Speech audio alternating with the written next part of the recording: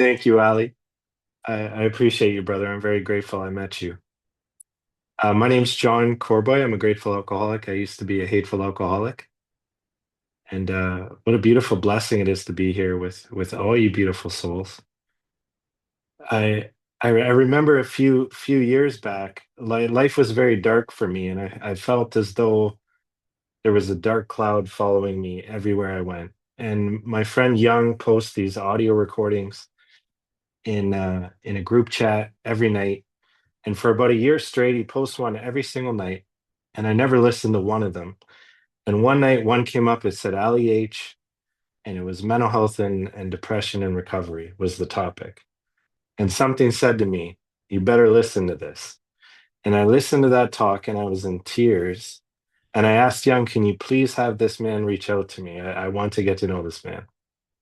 And it was the next day that Ali called me and reached out and told me about this meeting. And I started to attend, and then I got invited to join the team. This wonderful team that always comes together, no matter how thick or thin we are, we make it work. And I feel like I've learned so much from each of you in this room, and I'm very grateful for that. I'm very humbled, and I'd be lying if I said I'm not nervous. I'm human, and I'm no spiritual guru. And the spiritual giants that I look up to and I adore in this program so much that have graced us with their talks. I start to think my humanness starts to say, how are you going to compare? How are you gonna you're gonna fall short, you know? And really, I'm just gonna speak from the heart tonight, and that's never hurt me. Speaking from the heart has always brought me to a better place. I chose this topic because life has been extremely difficult this past year, but beautiful at the same time. And not just difficult, and I don't mean like poor me or I'm going through things. Everybody I see every day in my work is struggling. My friends and people I care about around me are struggling, all in different ways, whether it be financially or with family or just the challenges that life is throwing their way in. I've been fortunate enough over the years to see so many people get through such tremendously difficult things that I know that anything is possible. And I know that through examples of miracles I've seen in the rooms of Alcoholics Anonymous, in the community work that I've done. And I feel blessed. There's a guy that says, I feel like Alcoholics Anonymous is a front row seat to a show of miracles. And I feel like that's been my experience. There's a line from a song, my favorite song, it's called Moment of Truth by Gangstar. It's DJ Premier and Guru. And he says, sometimes you gotta dig deep when problems come near. Don't fear, things get severe for everybody, everywhere. Why do bad things happen to good people? It seems that life is just a constant war between good and evil. And that really resonates with me. I think a lot about my childhood and how difficult that was. And you know what? My stepson and I just visited my aunt, who was like a mother figure to me, who got me out of the environment that I was in, who spent as much time with me as she could, who I would say all of my memories from my childhood that are pure are with her, and she lives a block away from where we are today. She's still a close part of my life. And if I didn't have the childhood I had, I don't know if I would have built the relationship that I built with her that I cherish so much today. I think about, I was reflecting today and just thinking about waking up in my own vomit and having a pound of ground beef to have to split it up for the week to try to feed my son who was a year old, having to go into stores and use the washroom and take one of the toilet papers from the bathroom because I didn't have enough money to buy any to get through the week. And those were the struggles that I had before I got to these rooms. And they helped shape me into a human being today that's able to have the humility to share those experiences when they're relevant with the people that I connect with or cross paths with in my life. And it's given me this ability to have this bottomless pit of compassion for people that are suffering. And I used to walk around suffering, thinking there was no way out and nothing was ever going to change. And I came into these rooms with a plastic bag full of belongings, and that's all I had, sleeping on couches or outside or wherever I could find. And I've got a beautiful home today that we're renting. And, a couple weeks ago, I wasn't even sure how we were going to make ends meet and pay rent at the end of the month. But I say this to you because I still experience fear, but it doesn't wrap me up in a blanket of misery and depression like it used to. And I have these tools that allow me to unpack things and remain calm in the storms of life. And it allowed me to get uncomfortable enough to not fly under the radar and to reach out to people and let people know where I'm at and what I'm going through and ask for guidance. And little blessings have cropped up just since I started to lean in. My friend Donna J, she says, just lean in. It's not about catching up, it's about catching on.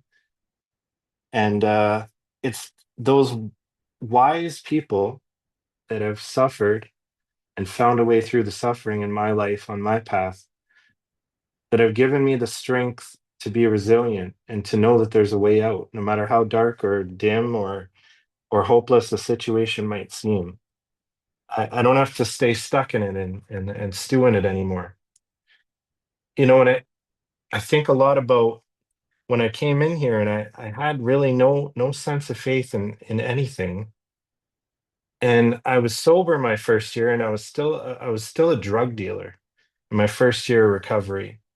And I saw these people light up with these smiles and this joy and this laughter. And it seemed to be that this program was like a medicine for them. And they had peace of mind and just this bright, beautiful spirit no matter where they went. And I'm thinking to myself, like, why can't I have that? Why don't I have that? But I was walking this path of darkness and veering so much from the sunlight of the spirit that I had just lost my way. And I had no compass or guiding light or anything to really bring me back to that, except this program. And that's where I found it in the people here. I found God in the rooms of Alcoholics Anonymous from the people that were sitting around the tables before I ever found any type of God of my own understanding that I've been able to build a deeper relationship with. That was where it all started for me. And a meditation the other day, what came to me was that I I don't think I ever would have found the light the way that I've been able to embrace it today if it wasn't for the darkness. Because as terrible and awful and hopeless and scary as the darkness can feel, if someone shines a light in the dark, it's a lot easier to see than a light in the sunlight, right?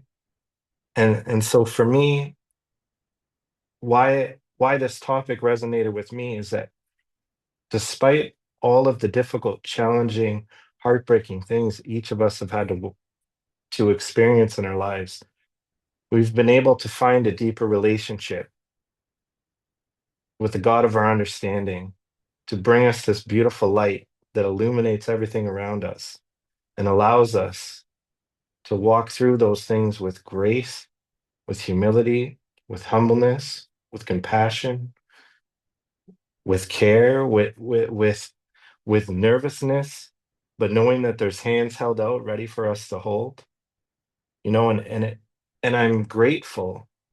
I thank the Creator for the difficult times and the things that challenge me because I believe, those are the things that I learn the most from. That those are the opportunities for me to grow the most. Um, my son and I had a falling out a couple of years ago, and we hadn't spoken in over a year, and he had just come back into my life about 5 or 6 months ago. And he decided to move back home, and he was staying with a friend of mine. And he ended up getting himself in trouble, and he's in jail today awaiting trial for some very serious charges. And I felt like I had just got my son back in my life, and now I lost him again. And I felt just such an intense fear and disappointment. And I'm looking back on my life and all the mistakes I made as a father, thinking, what could I have done differently? They had him in the local jail here, and then they transferred him to another jail in a city 4 hours away. And I immediately wanted to fight, to advocate, to have him back here so that he's closer to me. That's my first human thought is I want my son close. I need him here. I need him here. That's what happens when the humanness in me, tries to take over the spiritual aspect of my life. And we were on the phone one night and he said to me, Dad, I like it here. I'm away from people. I like the environment here. I'm getting into schooling here. They have a really good school system. I'm working on my credits. I actually feel like I'm starting to get some type of routine in my life. And it was at that moment, because I'm awake enough, it was at that moment where I realized that my son needs to be where he is. I don't understand why he's on the path he's on, but I recognize that he needs to walk the path he's on, and I need to stay out of that and just allow him to walk that path. And I reached out to Ali um, one day, and I was really struggling with accepting all these things that were happening. We lost a baby. Um, just friends, had us move into a house and said we could save our money for a couple years and buy it, and it's going to be our home. And then a couple months later, they're telling us they're selling it on us, and we have to move when we just got settled in. And now I want to say right here that the problems I have today, I would have killed to have these problems when I walked into the rooms of Alcoholics Anonymous. These are good problems to have. But I reached out and I finally was honest and open. I hadn't told anyone what was going on. No one outside of my wife and my immediate family, not even my mother, nobody knew that this was happening. And Ali suggested, that I say the third step prayer for myself and for my son. And it wasn't even 24 hours later, my son called me and was quoting things out of the Bible, telling me that he picked up a Bible from somebody who came in to do a meeting, and he was reading it again, and he was really comprehending it, and it was really moving him in a way where he recognizes where he's gone wrong in his life, and that he wants to stay on a different path, and that he wants to rebuild himself to be there for the people that he loves, that love him, so he can be a supportive brother and a son. And and these are those moments where sometimes I'm expecting like this like a personal visit from God on my bedside, like tapping my leg, telling me everything's gonna be okay. Like a VIP flight, to talk to God, to say like, here's what's going on in my life. Can you fix it all for me? But when I'm straying from the path, I don't notice those beautiful little moments where it's like a candle is being lit along my path.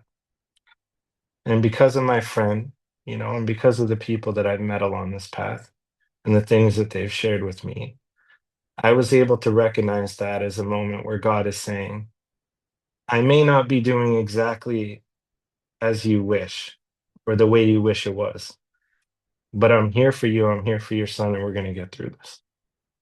And a lot of the difficult things that are happening, I don't understand them at all.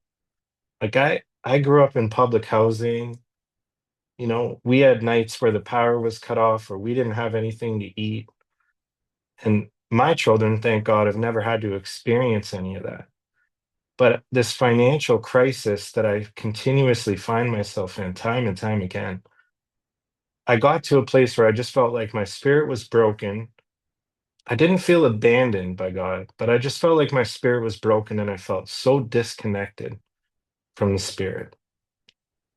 And through the people that I know in this program and their suggestions and my willingness to accept them, I've been able to find my way back to where I'd like to be. And now fear and all these things in my life, they may be uncomfortable and I may not understand them, but I know that I can walk through them and that eventually things are going to be different and they're going to be better and they're going to be okay.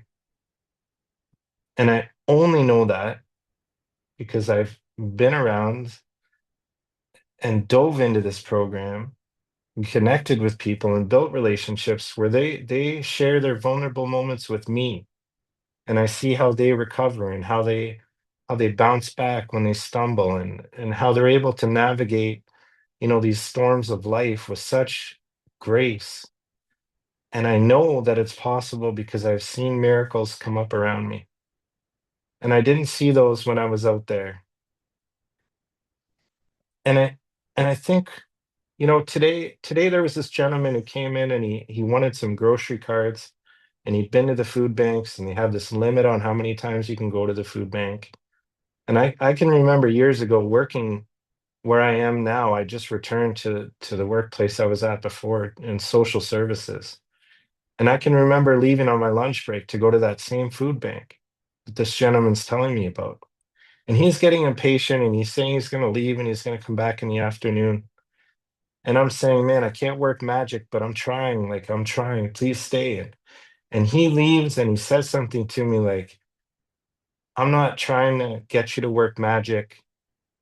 If I was taken advantage or expected more, I would have been here months ago. And so the old me maybe would have just, whatever, brushed that off. But I thought about that. And I told the people at the front, if that gentleman comes back in, please let me know. And I went out and I approached him and I sat beside him and I talked to him and I said, I want to apologize because the way I communicated to you, it didn't come out the way I intended. And I feel like I may have offended you. But what I was trying to say was I wanted you to stay because I wanted to get somebody to see you and to take care of you. But I recognize it didn't come off that way. And he and I had a conversation about his journey and where it's led him and where he's at today. And I was able to just be awake enough and present enough to notice that I needed to approach him and make an attempt to build a relationship with him. And it really made me reflect and think about something I've learned as a result of making many mistakes on this path.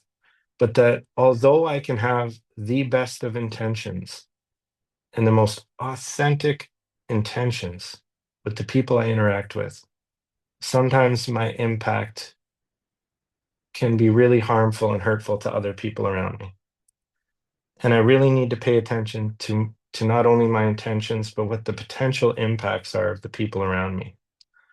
I don't want to come off as insensitive. I don't want to come off as or be controlling. I don't want people to feel guilty for seeking help. I want them to feel loved. I want them to feel respected. I want them to feel that that they matter because they do. And I want them to feel like they're being treated with compassion. Now, these are all things that I've been able to learn as a result of being here with all you beautiful people. And I've said to people before, like, we get these tools and we get this design for living, and we have all these spiritual tools at our disposal. And if I'm the best carpenter in the world and I have a toolbox with every tool that I need, but I never open that toolbox, what am I going to build, right? What am I going to create with that? I I spoke the other night, and one of the young guys from the recovery home here asked me if I would sponsor him, and the whole time I'm talking to him, I was last minute. I didn't get a chance to pray or prepare the way that I wished I could, and I just said, God, please speak through me and say something that'll inspire somebody in this room. That's all I care about. And this guy reached out to me after the meeting, and we're gonna have coffee tomorrow, and I think about how blessed I am to have these opportunities where I can get out of myself long enough where I can be useful and care deeply about other people, in the way that people have shown me over the years. I feel like I've learned that the less I care about myself, the more I'm able to be present and show up for other people. I got home after work today and my wife was exhausted and she wanted to take a nap and the laundry's piled up and the dishes are in the sink. And the last thing that I want to do is loads of laundry or put laundry away. But these are the things that I'm able to be aware of today to ask myself, what should I do in this situation? What does God want me to do with what's in front of me right now? I don't think God could care less whether I do the laundry or not. I'm just saying, from a perspective of kindness and thoughtfulness, if I approach every person that I interact with in my day with the attitude of how can I be thoughtful? How can I be kind? How can I be compassionate to this person? How can I be an example of a different way of life? If if I'm on my game and I lean in and get God's help and I'm able to be a demonstration of light walking through life. If I'm not, then people are walking on eggshells around me. I'm getting frustrated at things that normally wouldn't bother me. My son's just playing with toys, being silly, and I'm getting frustrated because it's noisy or whatever it may be, and I don't want anybody to have that experience around me. But that's what happens when I start to unravel and I start to get too caught up in myself and my own problems and what's going on in my life. There's a close friend of mine who sponsored me years ago, and we still have a very close relationship, and we hadn't talked in months. And I ended up reaching out to him, and we had a really good conversation. And he's been going through a lot of health stuff with his wife, and she's recovering now. And his kids are having a hard time managing it. One of them is just kind of diving into sports, and the other one is in counseling. And he's trying to run a business and he's got all these things on his plate. And he asked me when I was talking to him, he asked me, how come you didn't reach out sooner, man? And he sent me a text the day after we talked and he said, I love you, brother. And I don't think when we're going through things, it's the right time to be strangers. And it made me realize how important it is for us to stay connected. Now I feel like I'm veering off topic here, but I guess what I'm trying to paint here is the fact that if it wasn't for the difficult times in my life and the vulnerableness of the people around me that have shared what they've gone through, then I would not have the courage to share what I'm going through or to connect with other people. And I would resort to old ways of thinking and old ways of acting, and who knows where I would be. It's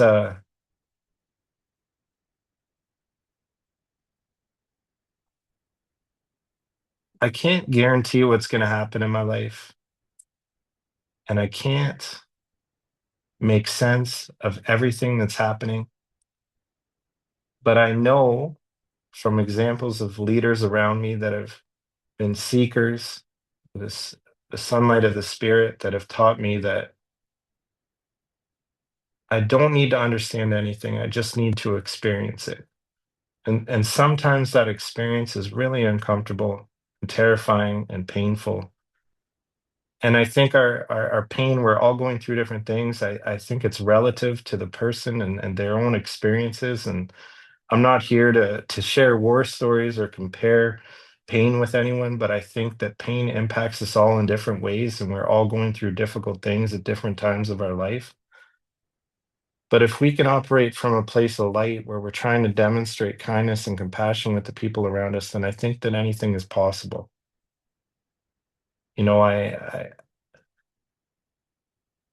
As a result of this meeting, and my connection with Young, I met Donna J. And her and Young and I used to go through this book by Joseph Benner called The Way to the Kingdom. It sparked my interest when I heard her share at this meeting, and she was doing a study with him and his son Isaac, and I asked if I could join, and we started meeting every week, and I'm telling you, I just sit there feeling like I'm not worthy of speaking because the two of them are just sharing their experiences with me, and I'm just soaking it all up, feeling like the luckiest man on earth, like I won some kind of spiritual lottery or something like that, right? listening to the way that they're sharing what they go through in their life and what the words mean to them. And this book just comes to life. And I'm talking, we sit there for an hour and we go through one page in an hour, sometimes less than that. And it made the intellectual side of me realize that I can't study this. I can't read this book 1,000 times and expect it to be useful information to help other people. But if I can cherish it and soak it up and do my best to live it and be an example of it, then I can use that as something to try to inspire and help other people in my life. And I just think about where I was 10 years ago and just in recovery and struggling and not doing anything to take care of myself and feeling like I wanted to drink again and feeling miserable all the time and losing my cool about everything that was going on and spiraling out of control about every little thing that was going on in my life and people people that were far enough away from me to not notice all these things that were going on were just saying how inspiring it is that I stayed sober for a few years or whatever it was. But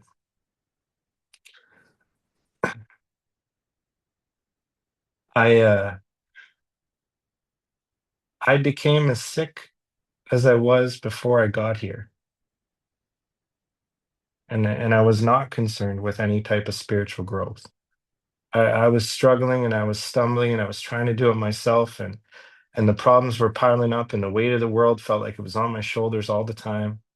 And I was taking it out on the people closest to me and I was just becoming this version of myself that I never wanted to be. And I got on my knees one morning and I said, God, I'm going to put a bullet in my head or I'm going to take a drink. Please help me. And I ran into my friend at the fair with the kids that night, and he asked me how I was doing. I said, I'm doing great, man. Life is good. Things are good. I'm so good, brother. So good to see you. And I hid behind this smile of mine that's gotten me in and out of trouble my whole life. And I wasn't honest with him. And he said, okay, that's great, man. Here's my number. Reach out anytime. And a couple days later, I felt this overwhelming urge to give him a call and be honest with him.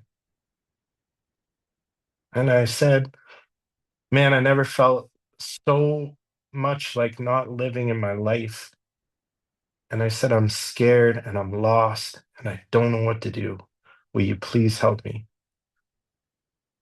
And we went through the steps together and we went to meetings together. And I met new people in recovery and I built these friendships with these beautiful people that dedicate their lives to trying to help other people. And guys were calling me to go on step 12 calls with them. And people were inviting me to their house for dinners and different events in the area and gratitude dinners. And I was introduced to a priest that I was able to do my first honest step 5 with. And had it not been for those difficult moments that forced me to face my stubbornness and humanness, I don't think I would have been able to grow and become the man that I am today. And I'm so far from perfect. I've ended this meeting short a couple times. And you know what? I got people in my life that hold me accountable in a way that it's kind and it forces me to reflect and think deeply about the way my actions impact other people. And it's not about guilt or shame or any of that. It's just about, I remember I was speaker seeker and I got someone to speak about a step and they spoke about everything but the step.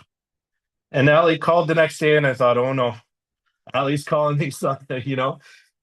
And I said, well, this person said that they're going to share on this step. And he said, okay, but have you ever heard this person share on that step before? No. No, I haven't, but those are the moments that I'm talking about, I guess, along my path where I have just had these beautiful teachers in my life that force me to dig deeper beyond the surface, to really connect with my spirit, to really go deep inside and dive deep and look for those pieces inside my soul that are that are hidden or covered up or whatever they may be. And they give me this opportunity to put everything back together and be beautiful again and shine again and illuminate the rooms that I walk into. People tell me today, when I'm doing the right things and I'm making healthy decisions and I'm leaning into the people around me and I'm trying my best to live this program and I'm taking the time to connect with God. Like people tell me that there's a light about me, and I remember being that kid that was scared and broken and confused and angry at the world and I see those guys and those men and women come into these rooms and I see some of them, falter from the path and I see others who stick with it and become these beautiful examples of what recovery is really all about. And what a beautiful blessing that is today to be able to be that, to be accountable, right? Where I can come home and tell my wife how much of an idiot I've been, and really try to make things right with her because I care about the way I act and how I treat people, and I recognize, I feel that. I feel that almost immediately, even before I act in a way that I know that I shouldn't be acting in the way that I'm acting, but I'm able to catch it now soon enough where I'm really able to own up to things in a way and be held accountable for the things that I've done. And I was thinking that, last week Ali, called me to open up the meeting and we have busy lives and young children and all these things going on and I was thinking today that, when it comes to meditation, if I were to go buy the book and only meditate when things are peaceful and calm and quiet, I would never meditate. Because life is beautiful and it's busy and it's chaotic most days, and I wouldn't trade it for anything in the world. But what I've realized over the years is that for me, connection to the spirit is more about me being present than me being quiet. And I don't mean that there's not benefits to quiet and stillness and all those things, but for me, what's grown my relationship with God is being present, completely present in the moment. How does God want me to show up here? How does this person need me to show up for them? Do they need me to listen? Do they need me to say something? Do they need a hug? Do they just need to vent what's going on with them? Do they need me to offer a suggestion? These are the questions that I'm able to ask myself when I'm awake and I'm in the moment.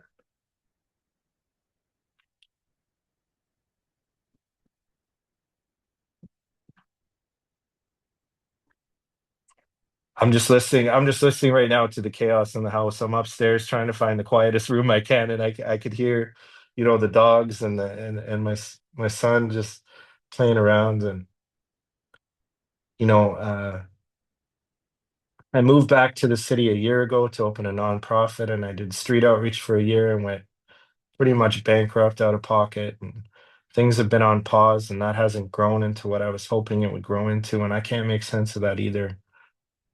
A friend of mine passed away, and at the funeral, I reconnected with Dana, who is now my wife.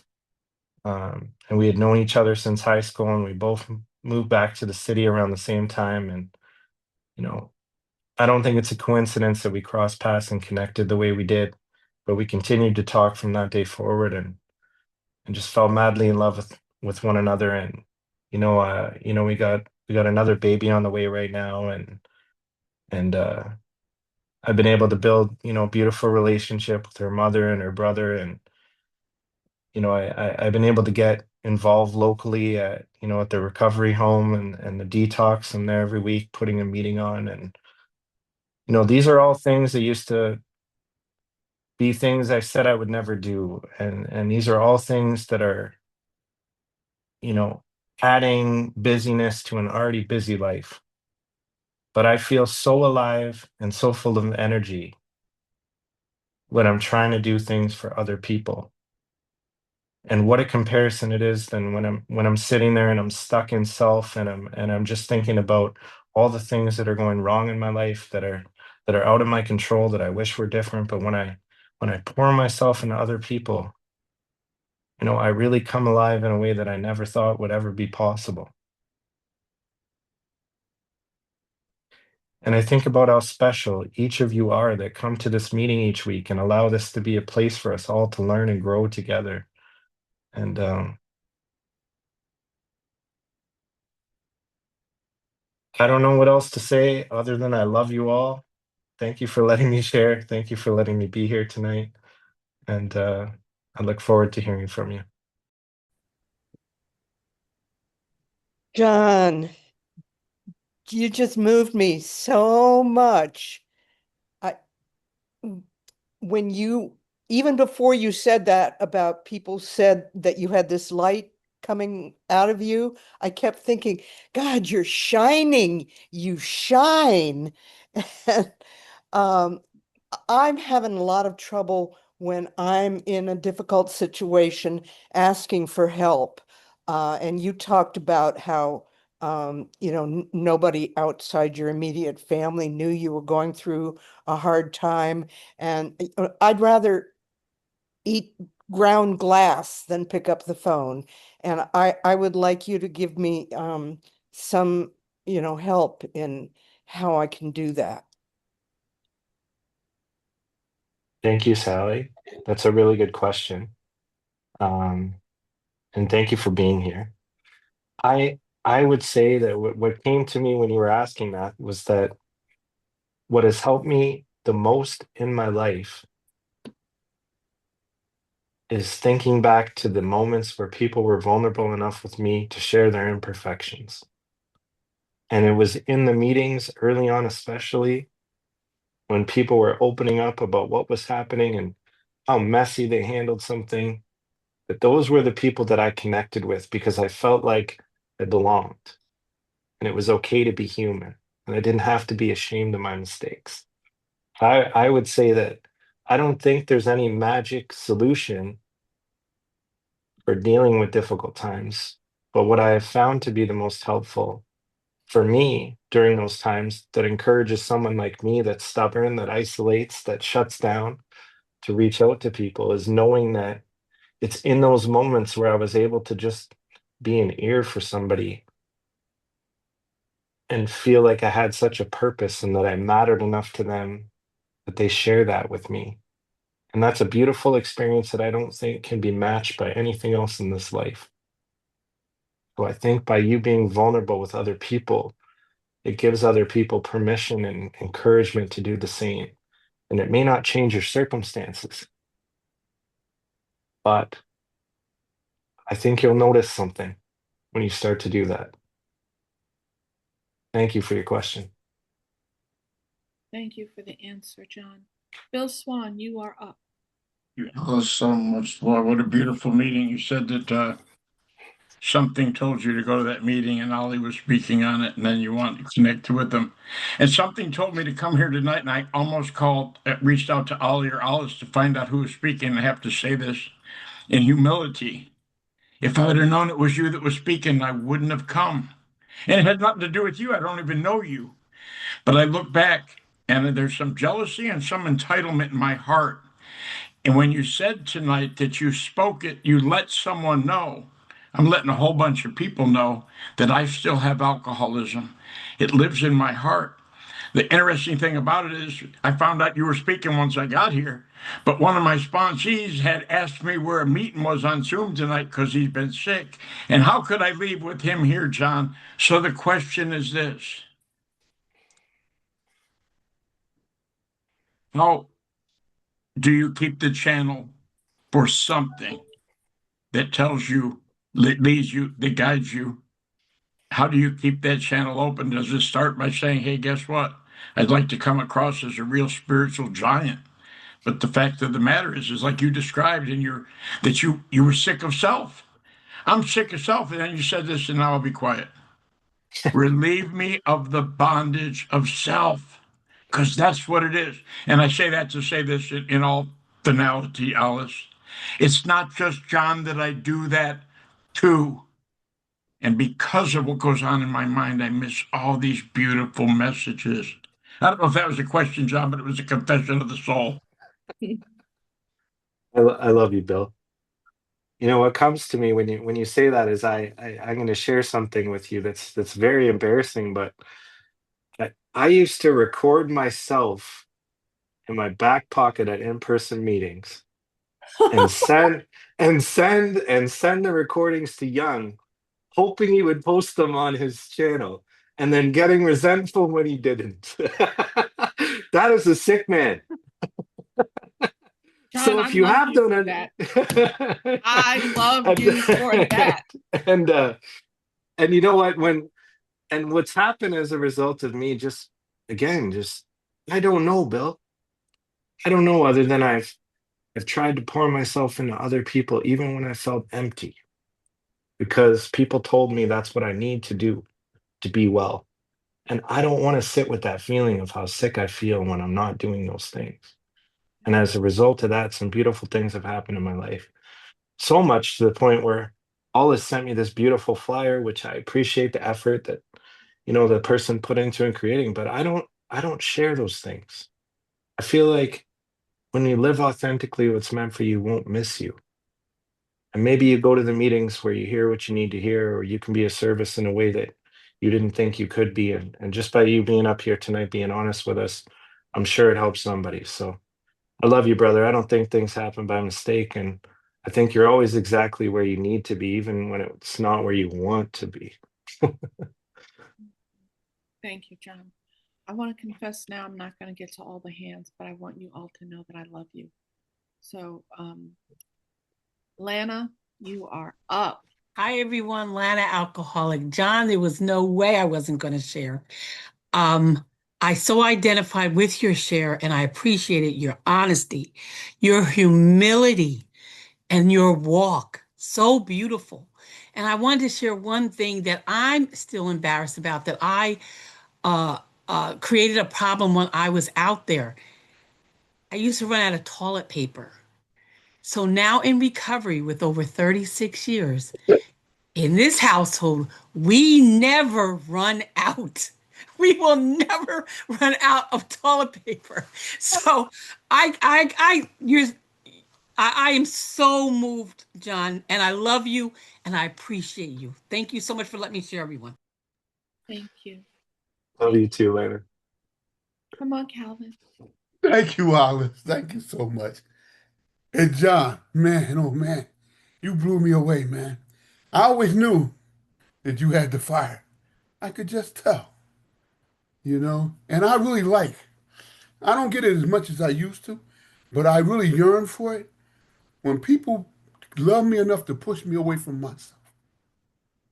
When people love me enough to push me away from myself, to tell me the truth about myself. Not to hurt me, but to push me away from it and to tell me the truth. That's so vital important in this program, John. And when Lana talked about that toilet paper, I'm looking at about a 20 or 30 pack of toilet paper right now. My God, you can't make this crap up. But like I tell you, John, like Lana said and everybody said before me, your humility makes people, they call it an impasse, right? When people can come to a meeting Mm. and they can share their innermost feelings with another human being and it changes the other person. That's profound stuff. And that's what we put here to do for one another. That is exactly what we put here to do for one another.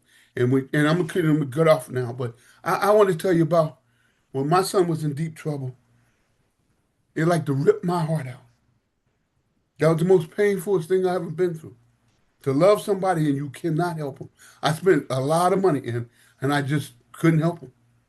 And God had to intervene and take that over, just like he did with you, John, and gave me the same peace he gave you. My God, that's what he wanted from me, to let go. And I Mm. let go. Thank you, John. Thank you so much. Love you, Calvin. Okay, you're up. Allie, please.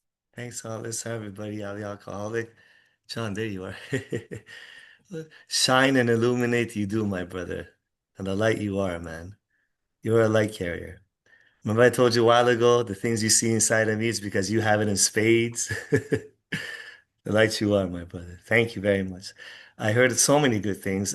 One thing, a line of the year for me, the way you said it, I can't remember, something like in a busy life, when life gets busy, my meditation becomes less about being quiet, more about being present. Can you just tell us a little bit about your practice of being present throughout the day, your meditation, how it looks like? Yeah, absolutely. I love you, brother. Thank you. Um, for me, it's when I wake up in the morning and my pregnant wife says, "Can you take the dogs out?"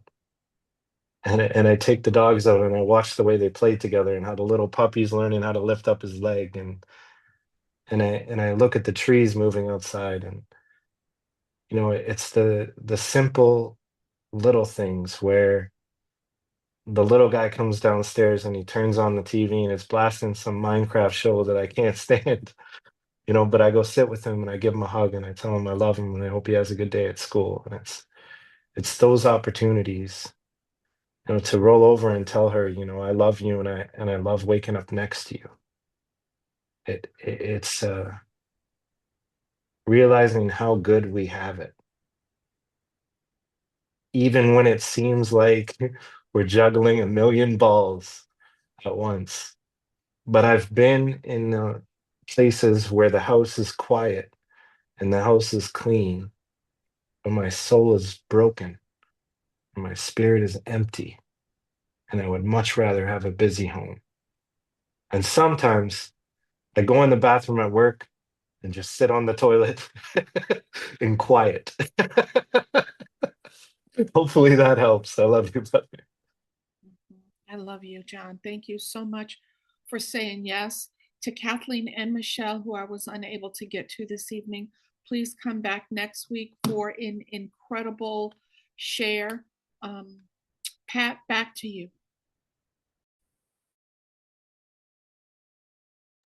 Thank you so much, Alice. Okay, that concludes our Q&A. On behalf of the Fellowship of the Spirit Step 11 Speaker Series,